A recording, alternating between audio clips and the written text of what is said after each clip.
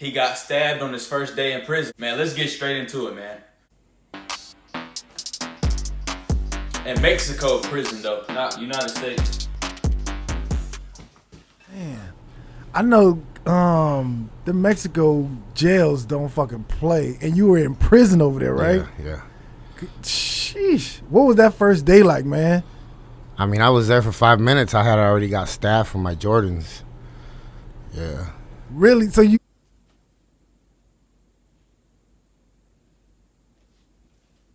walk in and somebody's trying to take your shoes off of you? I remember to this day, the black door, they just pushed me in. I got 2 big bags of all like American clothes. And I told the guard, I was like, so where do I go live? Like, where's my uniform? Where's my cell? Because I had already been in American prison before. So I was like, set me up. And they were like, nah, you go find where you're going to stay, because in Mexico it's different. They don't give you stuff. What? You got to find your own way. It's like a little city inside of a little city. Yeah, so, man. I'm standing there with my bags. And this is the first time I see like gang members with like tattoos on their faces, and I'm talking about the early 90s, you know what I mean? So scary looking dudes. And they're like, hey, what size of shoe are you? And I'm like, I still thought I was gangster. I still was like, what's up? And he ended up stabbing me. I fell to the ground because I couldn't breathe. My lungs started filling up with blood because he got me with an ice pick in the back. They had to rush me to the hospital, and then the doctor had to stab me again. See, bro, that's why you gotta stay out of that kind of lifestyle. I don't know what he did to get put in jail, but that's tough. They stabbed you for some J's. On the side to release the pressure in the blood. Mm-hmm. So I got stabbed twice. Damn. And after that, the people that I was working for got word that I was there, so they set me up with people that were already there. So they came to see me to the hospital, and they were like, well, now you got to go take care of business because you're not going to make us look bad. So I'm like, man, I'm in Mexico. And it was hard for me, bro, because me being an American, they look at me as a traitor. They don't treat me good. Really? They think I'm garbage. Because I'm gold, I'm golden. I grew up in the United States. They don't know that it's rough over here too, Mm-hmm. And it was rough, man. Every day was rough in there, and every day we had to prove ourselves. I was there with another American, Ricardo, and that's my road dog to this day. He lives out here in Houston, but he just had my back, and that's all we did. We watched each other's backs. We fought, we stabbed people. I mean, it was rough, but if I wouldn't have been young in the prime of my violence, I wouldn't have survived. Like, if you were to throw me in there right now, they would eat me up alive right now. Like, I wouldn't be able to do it. I'm just gonna keep it real. Wow. Damn. So yeah, that prison life is freaking crazy. It's just because it's a whole way of thinking just to survive in there. You know what I mean?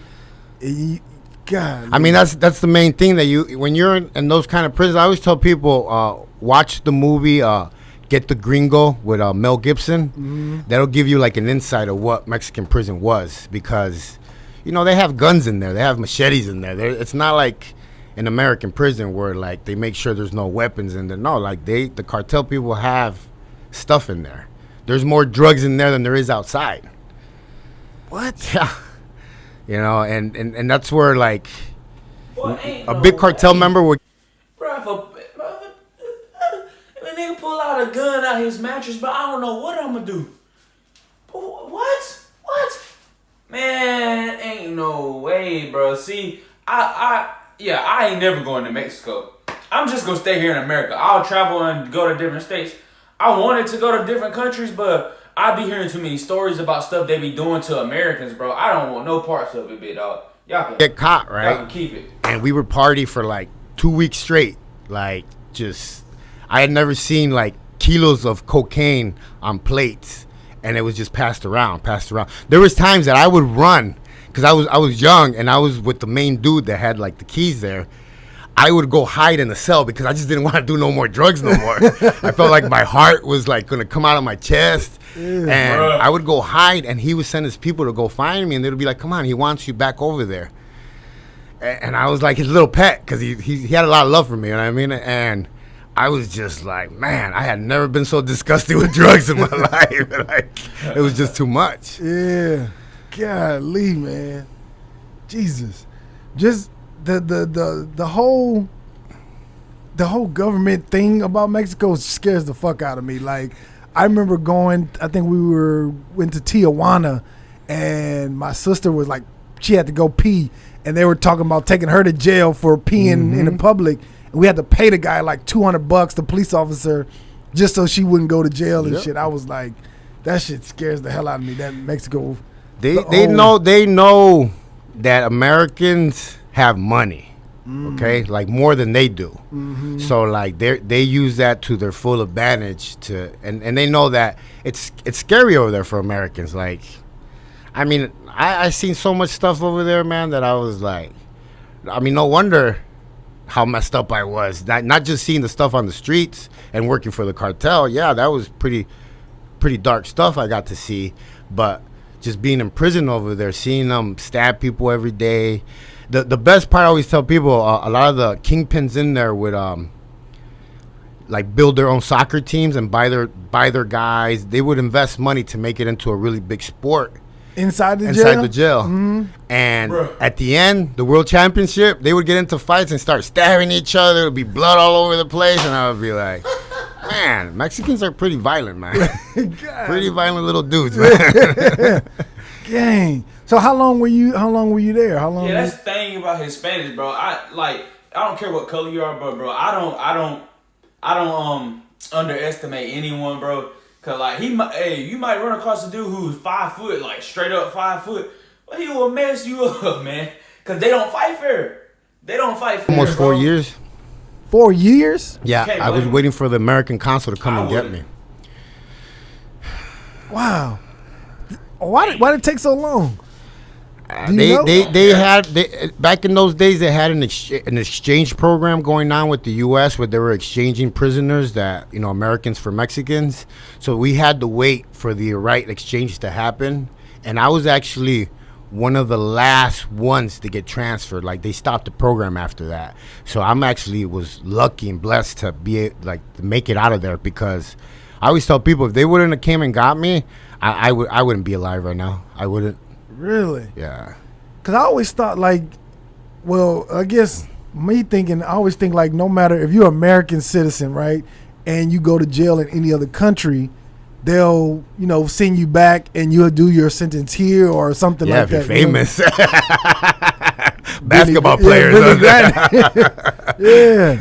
I always thought that, though. Like, no matter where you are in the country, the American government will send for you or come and get you or whatever. You know what I mean? They go and check on you. Like, they would go and check on me every month. They would bring me vitamins because they knew, like, the food was really bad. So they would bring me vitamins. They would bring me jackets and like sheets and blankets and stuff like that. They're there to see you every month because the consul is there. But they're not in a hurry to bring you home if you're not nobody important. You know what I mean? Yeah. Okay.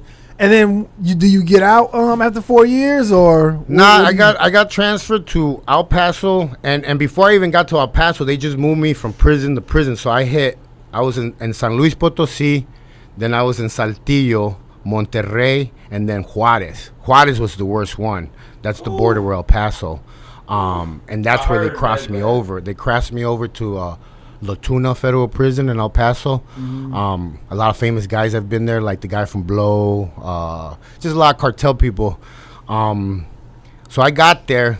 So once I got there, I was there for a year, and every day that I did in Mexico counted as 2, and then I got 7 years off my sentence for pain and suffering for like everything that happened to me over there. Yeah. And they released me, but I was free for about 5 minutes. The Texas Rangers were there waiting for me to pick me up. I was wanted on a shooting case in Chicago, so I got extradited. I ended up in the county jail in El Paso, Texas. God, okay. Bruh. Thank you for tapping in with. Man, that's that's the end of this video, man. That's some interesting stories these people be having, bro. Like, luckily he made it out alive and he's back in America. But man, like, bro, that junk ain't no joke. And for every dude who claim he a gangster, bro, think he all that, bro, listen to what these people be saying, cause like they really are dealing with dangerous people like cartels, bro. These cartel members, they probably the most dangerous people in the world. Some of the most dangerous, most violent people. They way worse than the gang members here. But appreciate you guys for watching. Make sure y'all hit that like button and subscribe, and I'm gone.